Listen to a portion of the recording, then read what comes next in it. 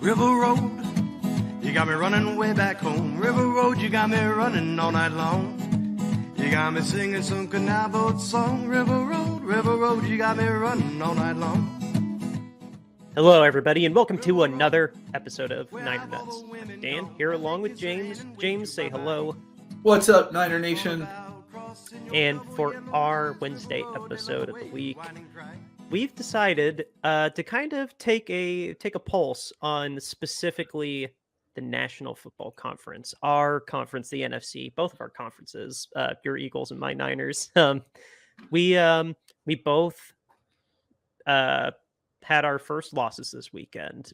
Sorry for your Eagles, James, but now there is no more undefeated team in the entire league. But again, we wanted to focus specifically on the NFC, just kind of gauge who we think the top dogs are, where we think power ranking wise, so to say, where we all stack out, how things are looking after, 6 weeks. Technically, the Cowboys are playing right now, but I don't know. That doesn't weigh in too much for us.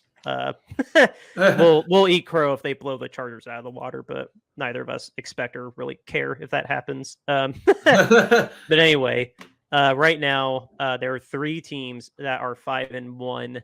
Of course, the Niners and the Eagles, who both lost this weekend. Like I said, you lost to you lost to the Jets. We lost to the Cleveland Browns. The Lions, they have gone on a 4-game winning streak after starting the season 1-1. They're 5-1 and have a very solid grip over the NFC North. The NFC South is kind of a grab bag.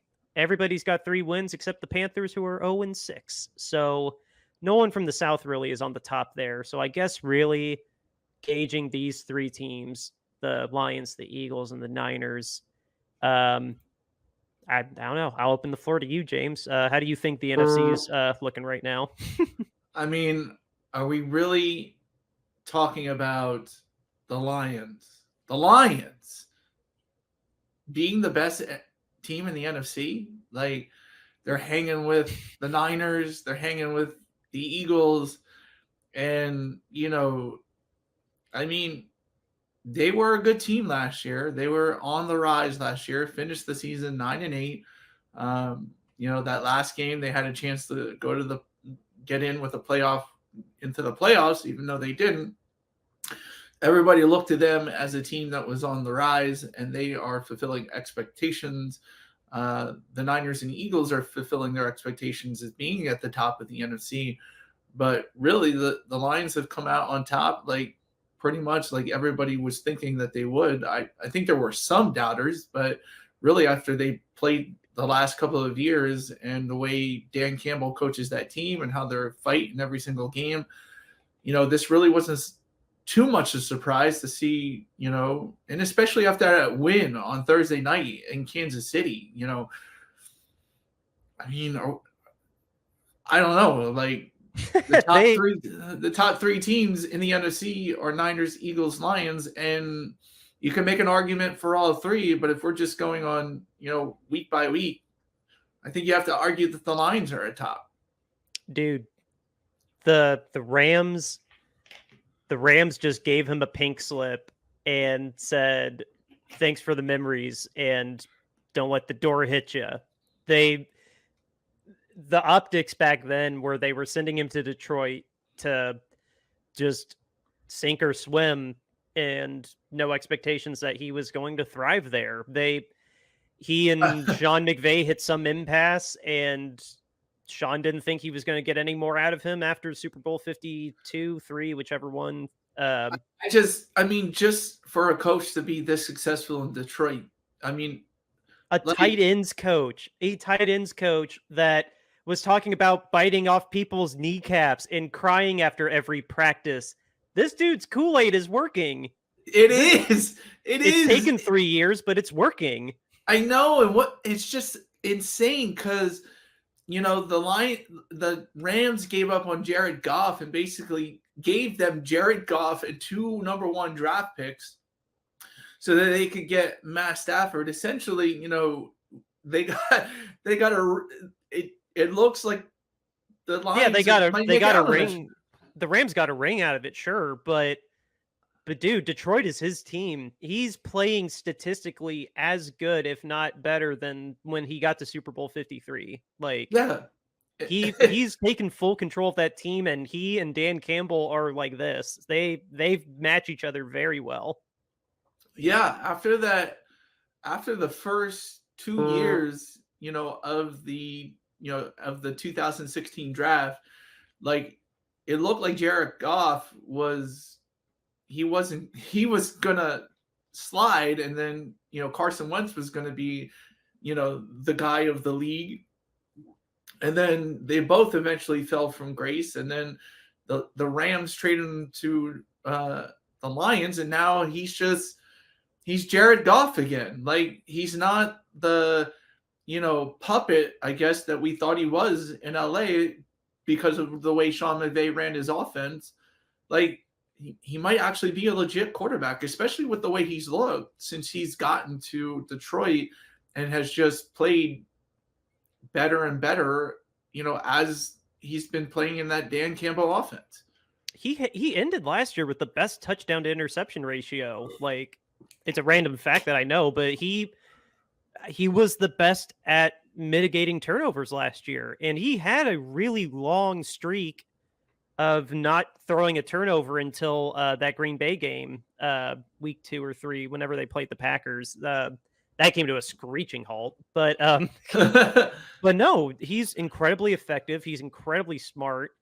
They got weapons around him now, and that defense is very fierce. Like, I got the I turned it over to the team standings, but the defensive standings, I wanted to shout them out too. The Lions right now, they are the 1, 2. This is defense. They are 1, 2, 3, 4, 5, 6, 7th best defense right now. And this stood out to me right now because the Cowboys and the Cowboys are way off this, and so are the Chargers. The Lions are the best rushing defense right now. Oh wow! How about that? Yeah, they got a very, very stingy defense, and if that offense gets clicking with Amon-Ra St. Brown and Lewis, isn't that his name? It was the receiver that was there and now he's back. Oh, it's not Marvin Jones, is it? Yeah, no, they got Marvin Jones. Yeah, they got Marvin Jones, Jameson Williams. They got him back finally. Mm-hmm. So he's back from suspension. So things are looking up for. So that pass offense could be even scarier now that he's back from his gambling suspension. Yeah, and if you look at the Eagles' schedule, it's a gauntlet now. Like, it's a real gauntlet, and the Eagles could be easily. The Eagles could have another 2 losses in the next 3 weeks or something like that. That's how tough the Eagles' schedule is coming up. So.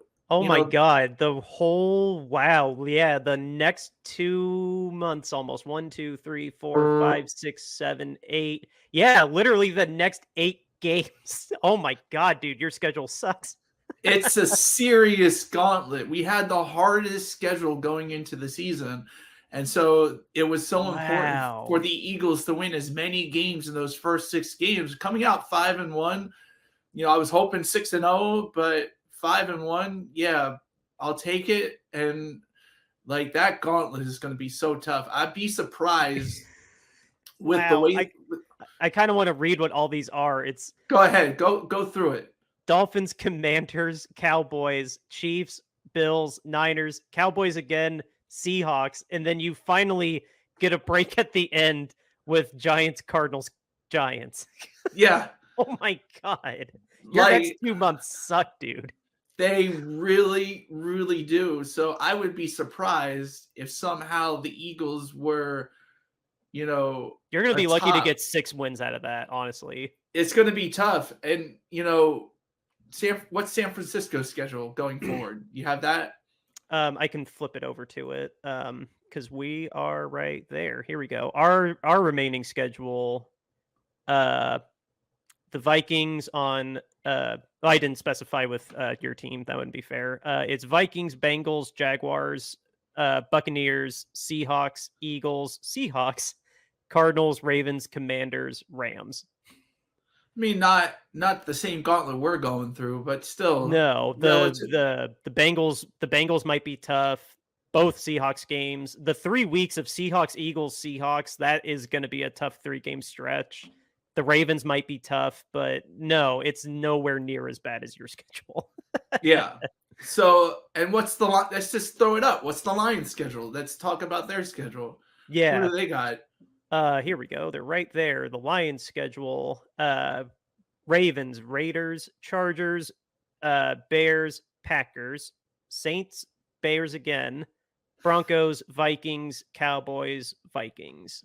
So tell me with your really schedule, not a bad schedule at all. If you look at your schedule, the Lions might go undefeated through that. Yes, it's very plausible that the Lions. That Ravens game will be, this week's Ravens game will be tough, but no, maybe the Chargers will be hard too. But no, they got the Broncos at home. That's going to destroy them.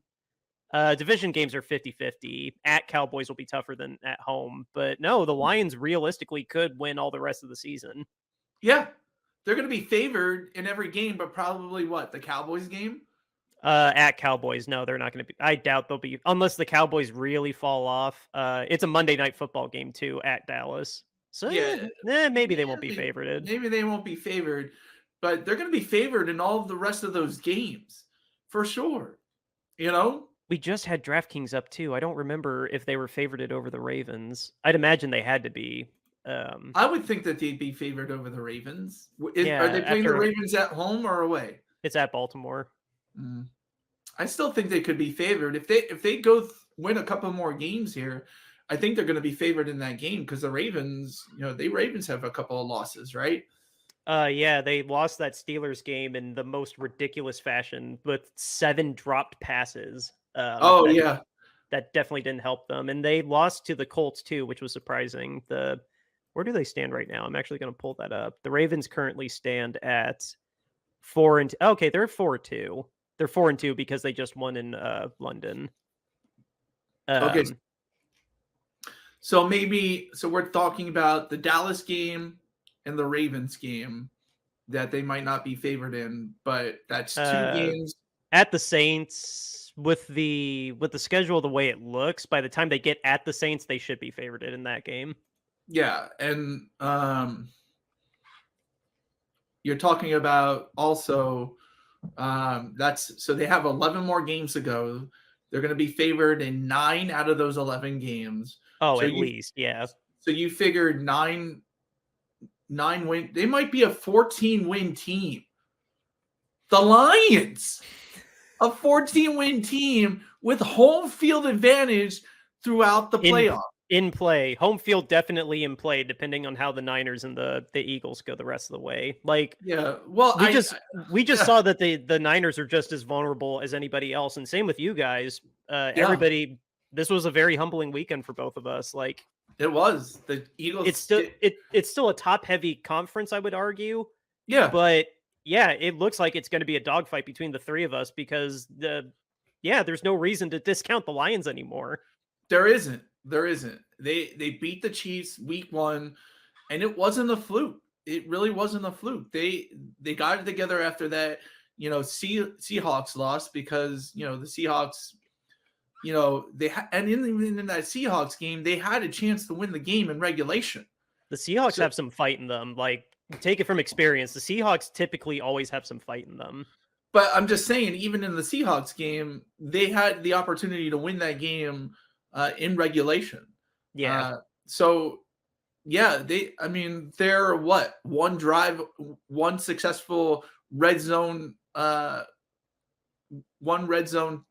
possession from being an undefeated team. That's pretty good. If you're telling that, they beat the Chiefs and being one possession away from being undefeated. That's how good the Lions are right now. And they have this easy schedule. And the way it looks, with the way the 49ers schedule plays out, with the way the Eagles schedule play out, I would be very surprised if the Eagles, after 8 weeks is somehow still on top of the NFC. After your loss yesterday and we lost, we would still be number 1 seed right now, right? Because you lost also. Because last I saw, we were the number 1 seed if the season ended last week. It could have been. Yeah, you could be right about that because basically like your point differential is better. Common opponents, I don't think we've had any common opponents. Division record, I think, goes into play. Which we're both undefeated in division. Yeah, we've only played one division game, and you guys have played. We've played two. Wait, no, crap, no, we haven't played 2. We played the Rams. We didn't play the Seahawks or the. We played the Cardinals. I'm sorry, we did play the Cardinals. So yeah, that we're might have 2-0. Same. Conference. I think conference record goes into it.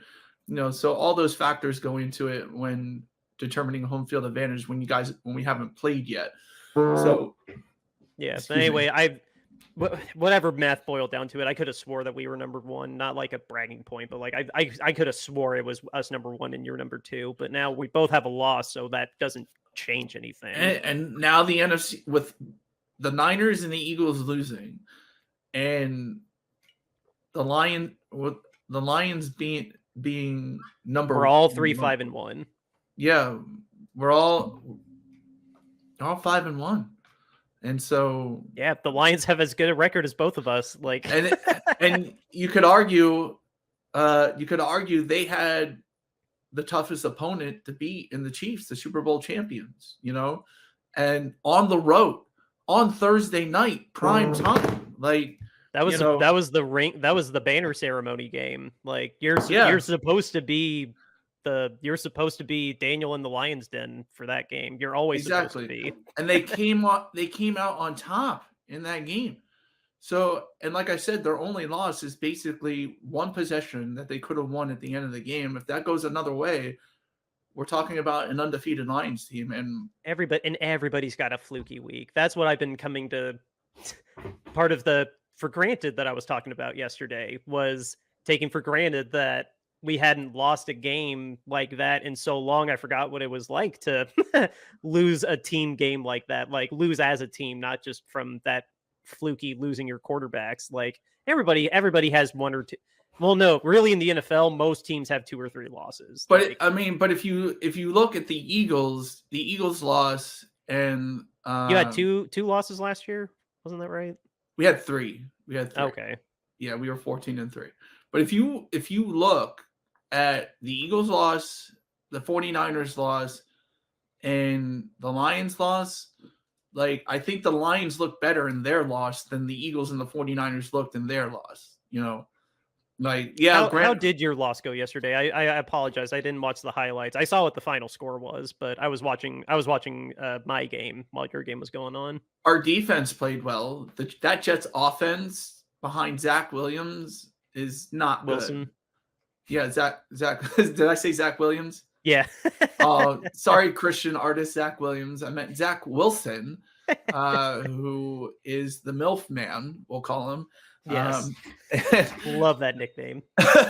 So, yeah, Zach Wilson with that offense should be better, but it's not. And if it was Aaron Rodgers, we'd be talking about a very scary Jets team. Instead, the Jets are relying on their defense, which their defense, credit to them, they had both their number 2 both corners out of it.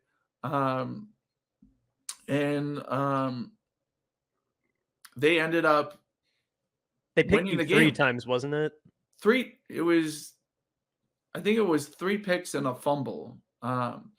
Jeez. Yeah, they created turnovers. They were a very formidable defense to go up against. And it's Robert Saleh, dude. He was an amazing coordinator. Now the Jets made some questionable decisions in winning that game, which could have cost them, but their defense was just so stout that it didn't matter. Now, Robert Saleh, made a mistake in that game that could have allowed the Eagles to win the game. What happened was the Eagles threw an interception late in the game, under 2 minutes. The Jets run it back to like the 3-yard line of the Eagles. And, the Eagles have a couple of timeouts or maybe 1 or 2 timeouts. And the Jets have the ball in field goal range.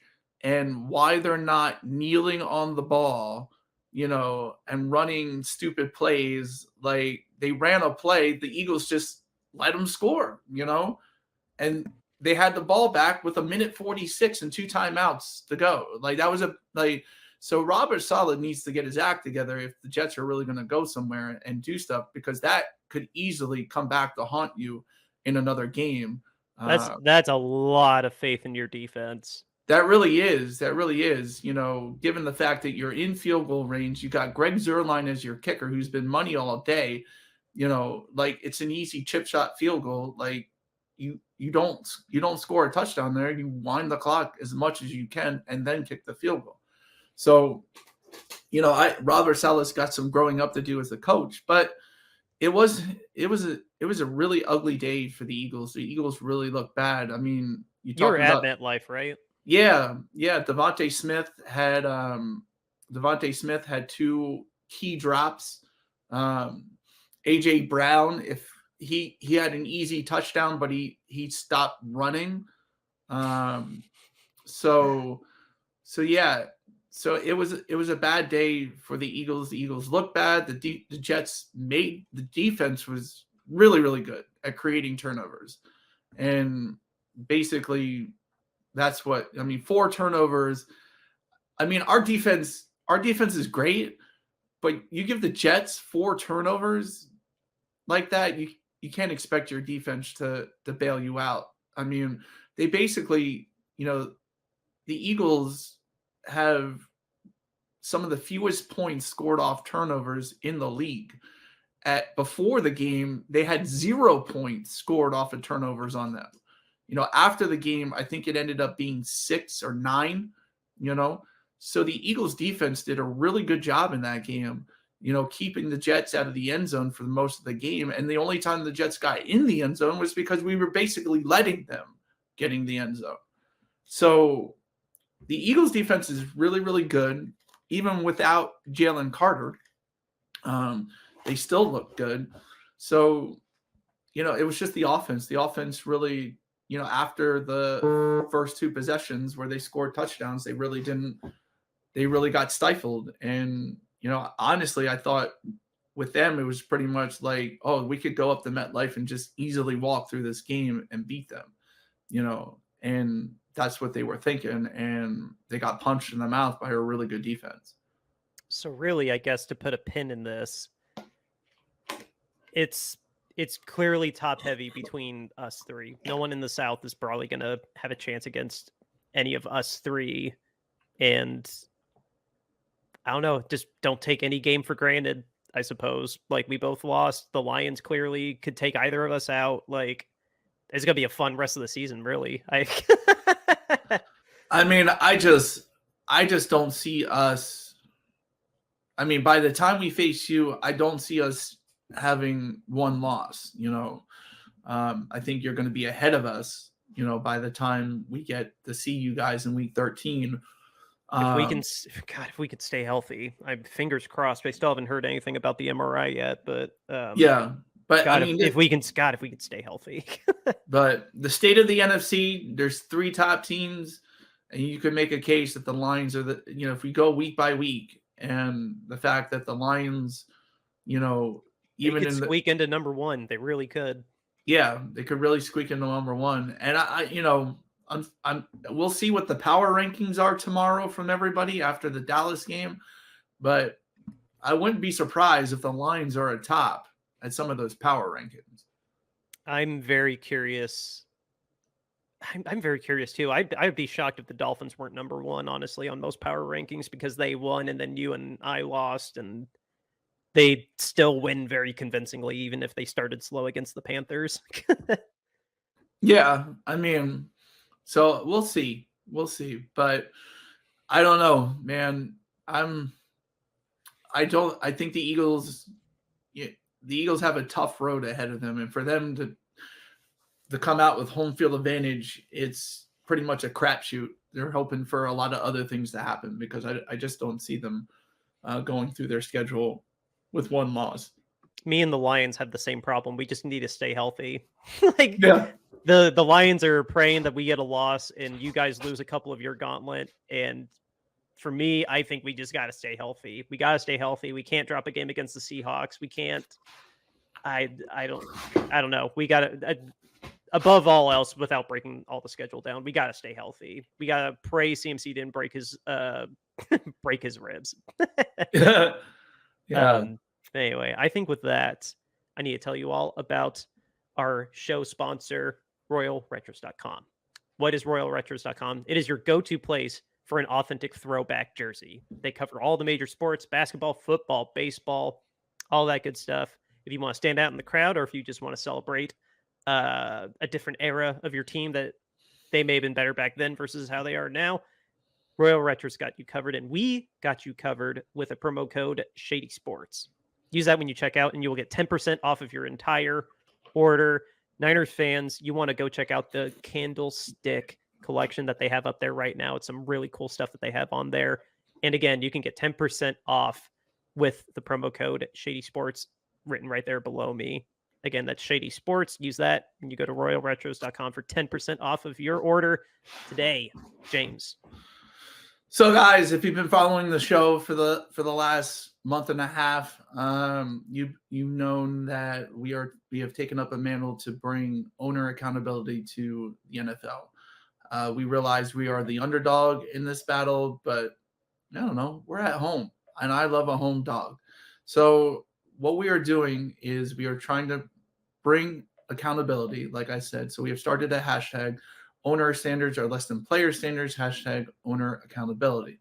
And to show you we put our money where our mouth is, we are raising money for a Kentucky crisis center, specifically because the Houston Texans minority owner is charged with some very serious sexual crimes in Kentucky. The NFL knew about it for 3 months before it even said anything about it, only because ProFootball.com reported on it and found it out.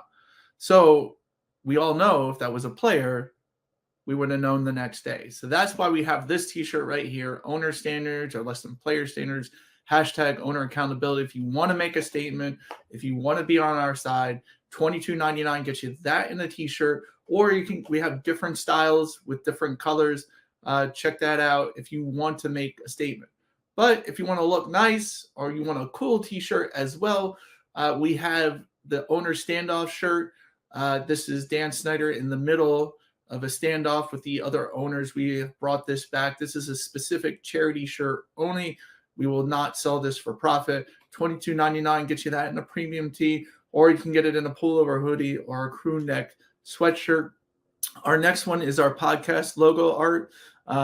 Basically, this is what you'll see on Spotify, Apple Music, the beginning of the show. When you see our show, $22.99 gets you that in a t-shirt, or we have different styles as that, all different sizes for you to choose from.